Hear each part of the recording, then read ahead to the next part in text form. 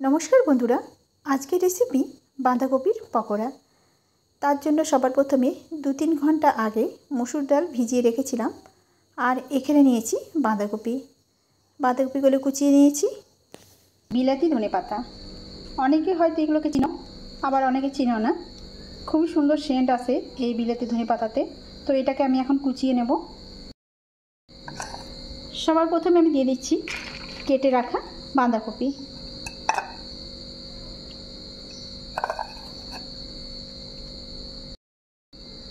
एबार दिए देव स्वाद मतो नुन।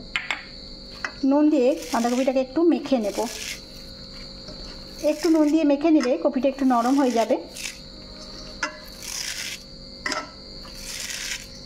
तोमरा चाइले बाँधाकपिटा नुन दिए मेखे किछु समय धरे रेखेও दिते पारो। तबे आमि संगे संगे बानाबो ताই देखो हाथे करे एकटूखानी এইভাবে আমি চটকে নিচ্ছি।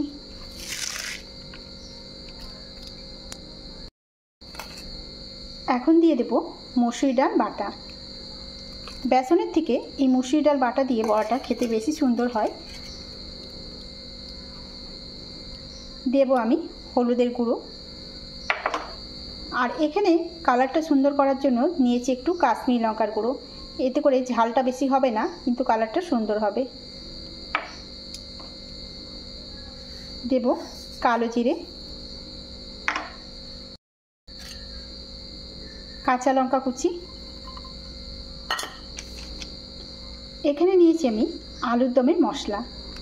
এখানে আমি একটু আলুর দমের মশলা দিয়ে দেব। খুব সুন্দর হয় বড়াটা এই মশলাটা দেওয়ার কারণে। তোমরা চাইলে এখানে চিকেন মশলা কিংবা ম্যাগি মশলাটাও দিতে পারো।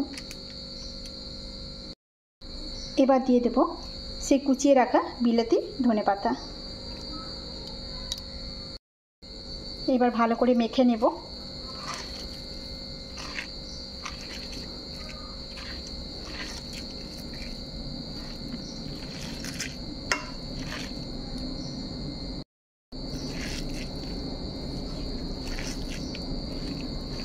মসুর ডাল যেহেতু আছে এই বড়াটা খেতে ভীষণ মচমচেও হবে আর দারুণ লাগবে খেতে। চা কিংবা ডাল ভাতের সাথেও এই বড়াটা ভালো লাগবে। এখন আমি ভালো করে এটাকে মেখে নিচ্ছি। যদি প্রয়োজন মনে হয় তাহলে তোমরা চাইলে একটু বেসন দিতে পারো। মাখার পর সেটা বোঝা যাবে। তবে এখানে আমার বেসন দেওয়ার প্রয়োজন নেই। আমি এই ডাল বাটা দিয়ে ভালো করে কপিটাকে মেখে নিয়েছি। এদিকে সাদা তেল আগে থেকে গরম করে নিয়েছিলাম। এবার তেল গরম হয়ে যেতে এভাবে আমি বড়ার আকারে ছোট ছোট করে তেলের মধ্যে দিয়ে দেব।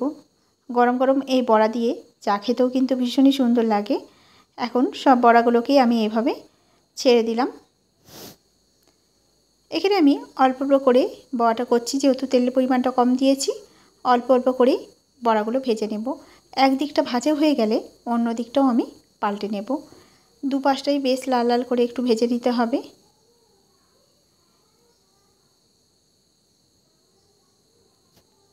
ভালো করে বড়াগুলো দুদিকটাই ভাজা হয়ে গেছে।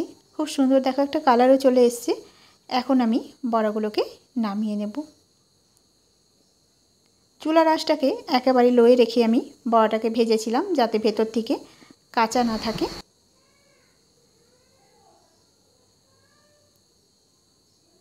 উল্টে পাল্টে ভালো করে ভেজে নিয়ে এবার বড়াগুলোকে নামিয়ে নেব। তো তৈরি হয়ে গেল আজকের রেসিপি বাঁধাকপির বড়া কিংবা বাঁধাকপির পকোড়া। আজকের রেসিপি তোমাদের কেমন লেগেছে অবশ্যই কমেন্ট করে জানাবে। আর যদি ভালো লাগে ভিডিওটাতে একটা লাইক করতে একদম ভুলবে না। আজকের রান্না এ পর্যন্তই।